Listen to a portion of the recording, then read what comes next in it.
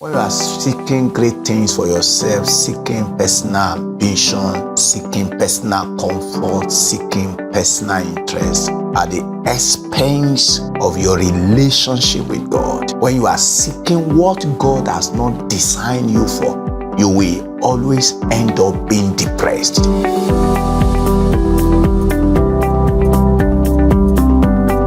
Lord of heaven, we appreciate you for your goodness.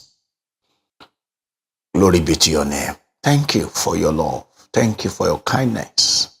We pray that you will help us more and you transform our lives.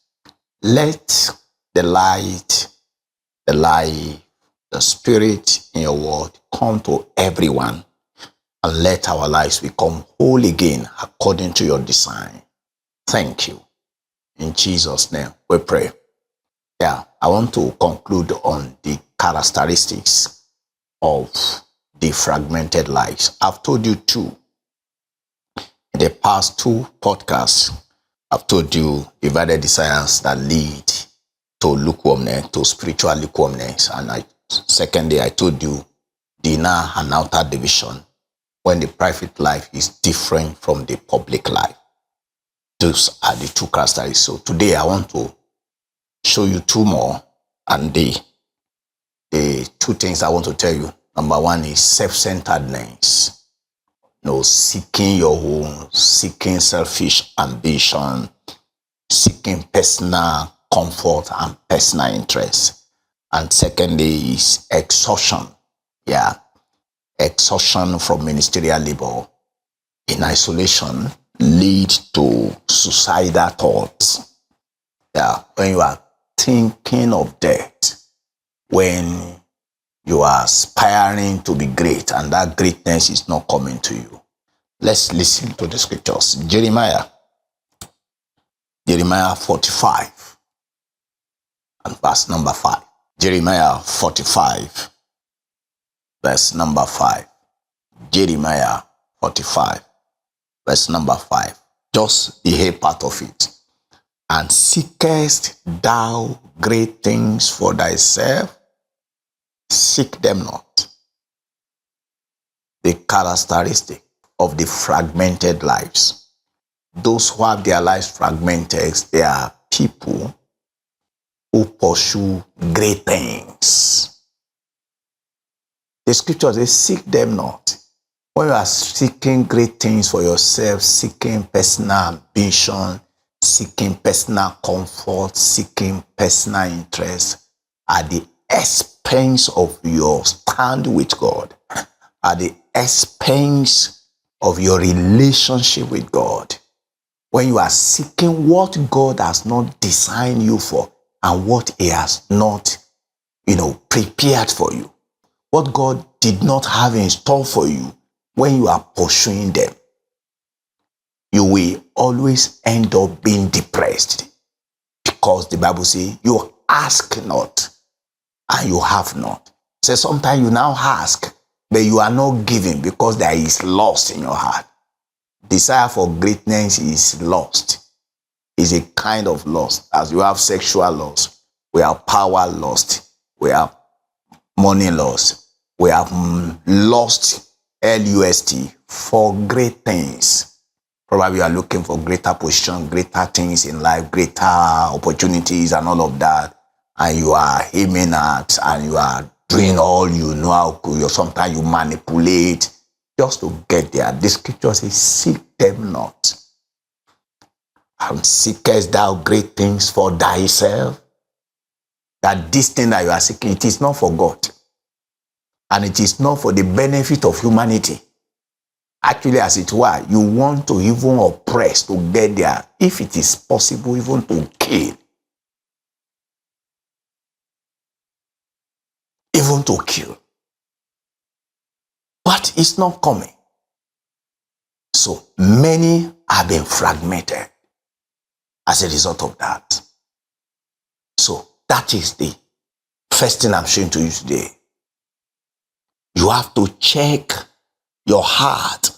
What is that thing that you are seeking? Jesus told all of us Luke 9:23, if any man want to be my disciple, let him deny himself.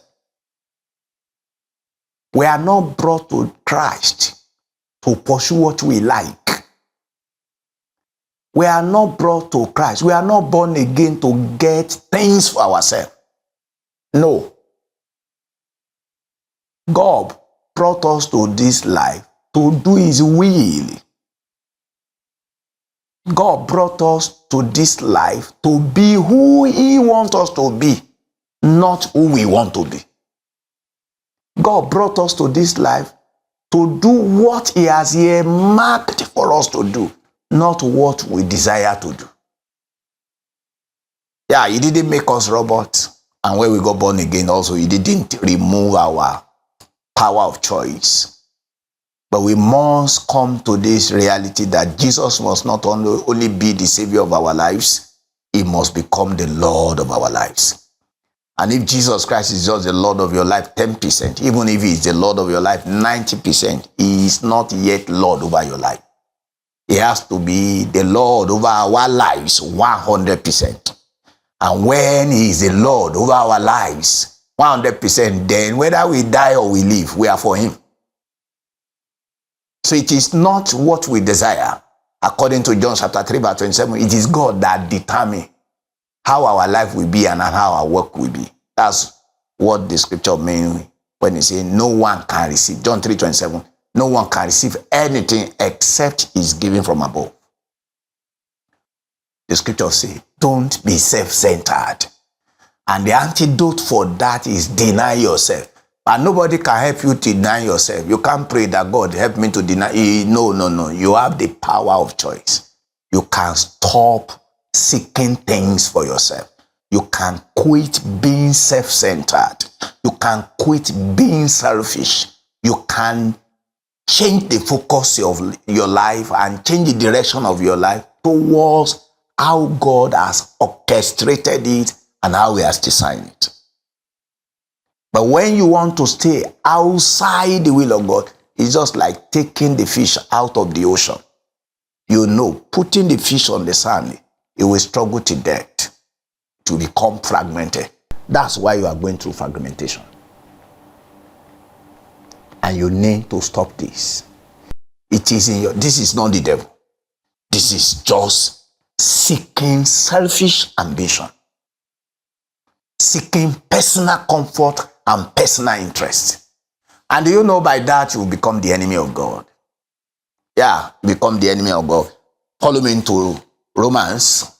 Let me read Romans to you. Romans chapter 8, verses 5 to 8. Romans chapter 8, for you to know that when you are in the flesh, when your life is dominated by self, you'll be seeking great things for yourself.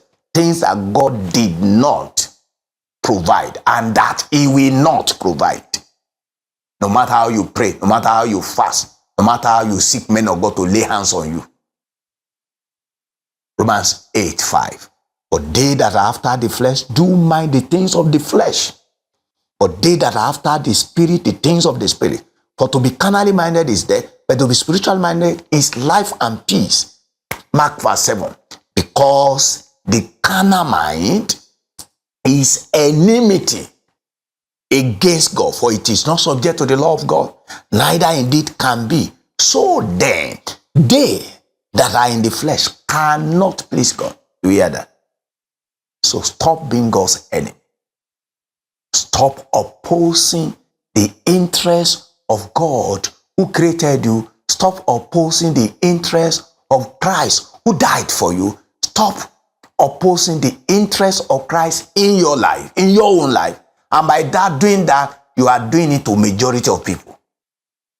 Yes, the characteristics of the fragmented life. So the last that I want to show you is about being fagged out, being burnt out, experiencing fatigue in the ministry, in your labor. Why we all knew it as Christians, that we will labor till we give the last breath. We labor in prayer, we labor in the word of God, we labor in preaching, we labor in teaching, we labor in outreaches, And we will labor as we are laboring, preaching, praying. We will also, spend our money. We cannot do without praying until death. We cannot do without preaching and teaching and going on about outreaches, evangelism until we die. We cannot stop it. We cannot stop spending our money to the cause of the gospel. However, this thing we can experience a burnout. When you experience a burnout, then your life has been fragmented. So what I'm saying is that church activities, church ministries, ministerial assignment can make you to be exhausted. You'll be burnt out and your life is fragmented. In fact, there are many people whose lives were fragmented only on religious services, not so business. Because the only work that God has on earth is the work that relates with redemption, and that is soul business. So you need to evaluate Baba Pastor. You need to evaluate Mama Wuli, the prophetess and the pastors, the apostles you have. You need to evaluate your labor. Is it soul business, or you are just merchandising, having franchises or branches of your church just to make money? Or you are laboring to get souls saved, to get the saved to be edified and equipped to continue the work of Jesus Christ. You need to check. Now follow me to 1 Kings chapter 19. I want to show you the man of God Elijah, how he experienced fact out. His life was fragmented as a result of his labor. 1 Kings chapter 19. 1 Kings chapter 19. And verses 1 to 4 is enough for us. Then I pray for you. And Ahab told Jezebel all that Elijah had done, and whither how he had slain all the prophets with the sword. Then Jezebel sent a messenger unto Elijah, saying, so let the gods do to me and more also, if I make not thy life as the life of one of them by tomorrow about this time. And when he saw that, he arose and wept for his life, and came to Beersheba, which belonged to Judah, and left his servant there. But he himself went a day's journey into the wilderness, and came and sat down under a juniper tree, and he requested for himself that he might die, and said, it is enough now. O Lord, take away my life, for I am not better than my fathers. Is this the picture of your life?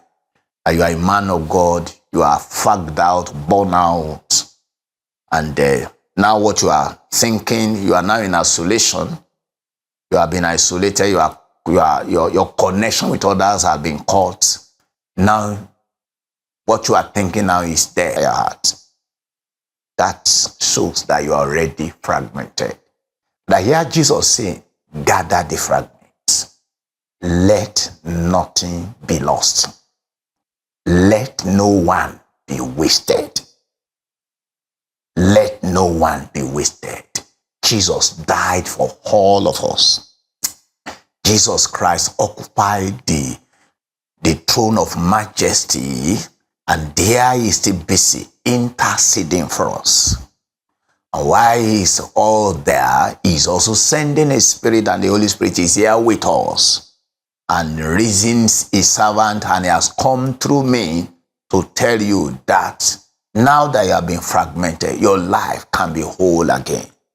You can bounce back. That is if you will let go. Let go of your love for money. Yes. Let go of your lukewarmness. Because you are not hot. And because you are not hot, you have become lukewarm. You have to let go of your private life that is against your public life. You have to let go of this suicidal thought and allow Jesus Christ to make your life whole again. Will you bow your head? That Lord, because of my ministerial labor, I have been isolated. Now, thinking of death when there is still a lot to do for you. May you in mercy show me in mercy and bring me back. Make me whole again, equip me afresh. Thank you, Father. Holy Father, may you bless your word and let this word be accompanied with signs and wonders wonders of transformation, wonders of wholeness of your people that have been fragmented. Let's see confirmation and testimony from this, your sheep, and let us have full cause to glorify your name, that we have not labored in vain. May you, by your divine power, encourage us in your infinite mercy, and may you mightily bless our labor and increase us from all sides, and let your name be glorified. Thank you, Father. In Jesus' name we pray. Amen.